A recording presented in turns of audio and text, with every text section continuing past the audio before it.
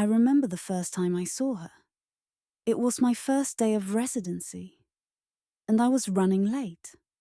I'd been so nervous that I couldn't sleep the night before, and then my alarm hadn't gone off.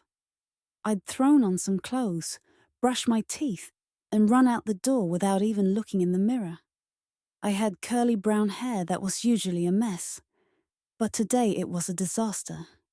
I didn't have time to do anything with it, so I just let it hang loose around my shoulders. When I walked into the hospital, I was sweating and panting, and I must have looked like a crazy person. But then I saw her, and everything else faded away. She was standing at the nurse's station, talking to one of the other doctors. She had long blonde hair that hung in loose waves down her back, and she was wearing a pair of black-rimmed glasses that made her look smart and sexy at the same time.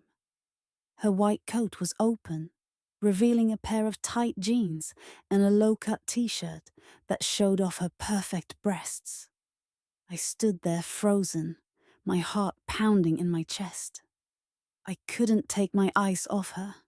She laughed at something the other doctor said, and the sound was like music to my ears. I forced myself to move, to keep walking toward the nurse's station. As I got closer, she turned and saw me. Her eyes locked onto mine, and she smiled. "Hi there," she said, her voice warm and inviting. "You must be the new resident." I nodded, feeling my face flush. "Yes, that's me, Emma Hart. I'm Dr. Clark," she said, extending her hand. "Welcome to St. Mary's." I took her hand, trying not to let mine shake too much. "Thank you. First days can be rough," she said, her smile never wavering. "But you'll get the hang of it." "I hope so," I mumbled, feeling like an idiot. Dr. Clark glanced at her watch. "I've got a patient to see, but if you need anything, don't hesitate to ask." "Okay," I said, barely able to get the word out. She gave me one last smile before turning and walking away. I watched her go, feeling a mix of awe and longing. "Emma!" A voice snapped me out of my trance. It was Nurse Patel, one of the senior nurses. "You need to get changed and start rounds." "Right," I said, tearing my eyes away from Dr. Clark's retreating figure. I hurried to the locker room and changed into my scrubs. As I pulled on my white coat, I caught a glimpse of myself in the mirror. My hair was still a mess, but there was nothing I could do about it now. I took a deep breath and headed back out into the chaos of the hospital. The rest of the morning was a blur of patients and paperwork. I tried to focus on my tasks, but my mind kept drifting back to Dr. Clark. Every time I saw her in the hallway or heard her voice over the intercom, my heart skipped a beat. At lunch, I sat alone in the cafeteria, picking out a salad I didn't really want. I watched as Dr. Clark sat down with a group of doctors at a nearby table. They were all laughing and talking like old friends. I felt a pang of jealousy and loneliness. "Mind if I join you?" a voice asked. I looked up to see Nurse Patel standing there with a tray of food.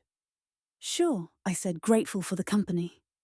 She sat down across from me and started eating her sandwich. "How's your first day going?" "It's okay," I said, not wanting to admit how overwhelmed I felt. "It gets easier," she said with a knowing smile. "Just take it one patient at a time."